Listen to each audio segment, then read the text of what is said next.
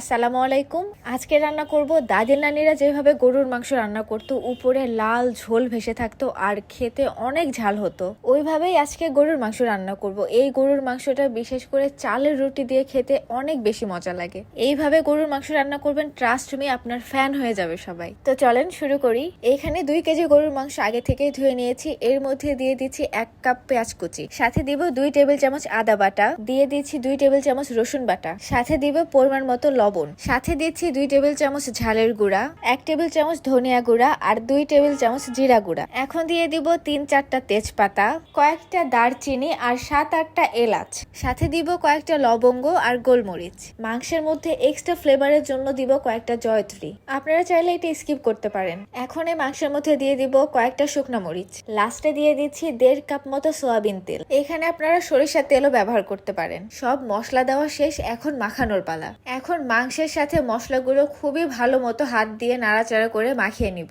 Basic এই মশলাগুলো দেওয়ার কারণেই গরুর মাংস মাখানোর সময় দেখবেন খুবই সুন্দর একটা স্মেল বের হচ্ছে। আর গরুর মাংস হাতে মাখিয়ে রান্না করলে এইটার টেস্ট দ্বিগুণ বেড়ে যায়। একটু সময় নিয়ে আস্তে আস্তে মাংসের সাথে সব মশলাগুলো খুবই ভালো মতো মাখিয়ে নিতে হবে, যেন মাংসের সাথে মশলাগুলো একদম মিশে যায়। এখন মাংসগুলো ঢেকে দিচ্ছি রান্না হওয়ার জন্য। ঢাকনা দিয়ে ঢেকে চুলার আঁচ একদম মিডিয়ামে রাখবো। এইভাবে ঢাকনা দিয়ে ঢেকে 15 মিনিট মতো রান্না করলেই দেখবেন মাংসের ভেতর থেকে যত পানি ছিল সেইগুলো আস্তে আস্তে বের হওয়া শুরু হয়েছে। ঢাকনা ওঠানোর পরে মাংসটা একটু নাড়াচাড়া করে দিচ্ছি যেন নিচে লেগে না যায়। এইভাবেই নাড়াচাড়া করলে উপরের মাংসগুলো নিচে চলে যাবে আর নিচের মাংসগুলো উপরে চলে আসবে। এতে করে সব মাংসগুলো সমান পরিমাণে আঁচ পাবে আর মাংসের মধ্যে যত পানি ছিল সব আস্তে আস্তে বের হওয়া শুরু হবে। এই পানিটা যত আস্তে আস্তে বের হবে মাংসের মধ্যে থেকে, মাংসের ভেতরে তত ভালো মতো ফ্লেভার গুলো চলে যাবে। নাড়াচাড়া করে দিয়ে আবারও ঢাকনা দিয়ে ঢেকে দিচ্ছি। এইভাবেই ঢাকনা দিয়ে ঢেকে আরো 20 থেকে 25 মিনিট রান্না করতে হবে। 25 মিনিট পরে ঢাকনা উঠালে দেখবেন পানিটা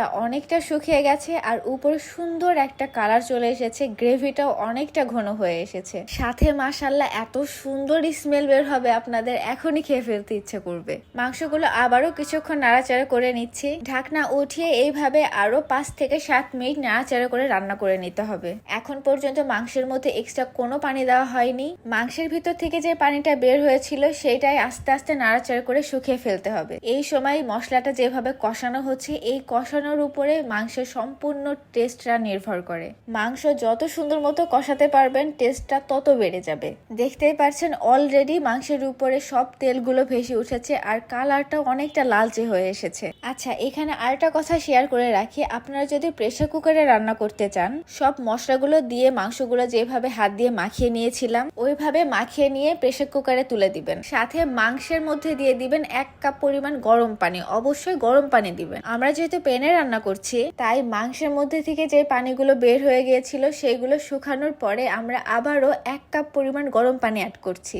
আপনারা যদি প্রেসার কুকারে বেস্ট ওয়েতে রান্না করতে চান তাহলে বলবো আপনারা ফার্স্টেই যে হাত দিয়ে মাখিয়ে নেবেন মাংসগুলো, তারপরে মাংসটা একটা কড়ার মধ্যে দিয়ে সরাসরি চুলায় উঠাই দিবেন। মাংসের মধ্যে থেকে সব পানি বের হয়ে সেই পানিটা শুকিয়ে কষিয়ে নেবেন মাংসটা। মাংস কষানো হয়ে গেলে প্রেসার কুকারে দিয়ে দিবেন। সাথে 1/2 কাপ পরিমাণ গরম পানি দিয়ে প্রেসার কুকারে ঢাকনা আটকিয়ে 5 থেকে 6টা সিটি উঠিয়ে নিলেই রান্না হয়ে যাবে। আর এইখানে আমরা পানি দেওয়ার পরে একটু নাড়াচাড়া করে দিচ্ছি।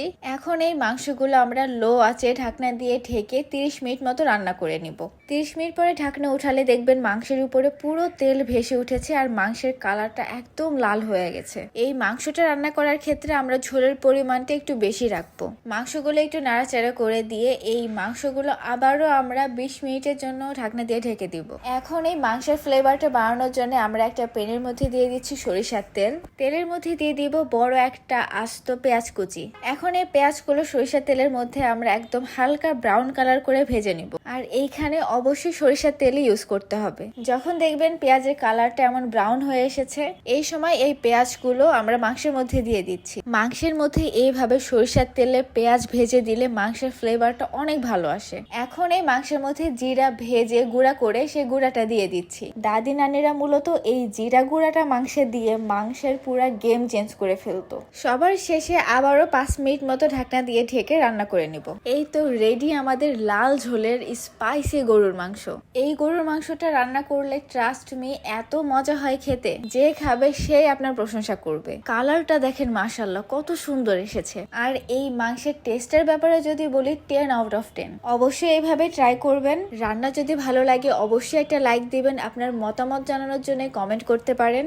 এমন আরো অনেক রান্না পাওয়ার জন্য আমার চ্যানেলটি সাবস্ক্রাইব করে পাশে থাকবেন। এতক্ষণ সঙ্গে থাকার জন্য অনেক ধন্যবাদ।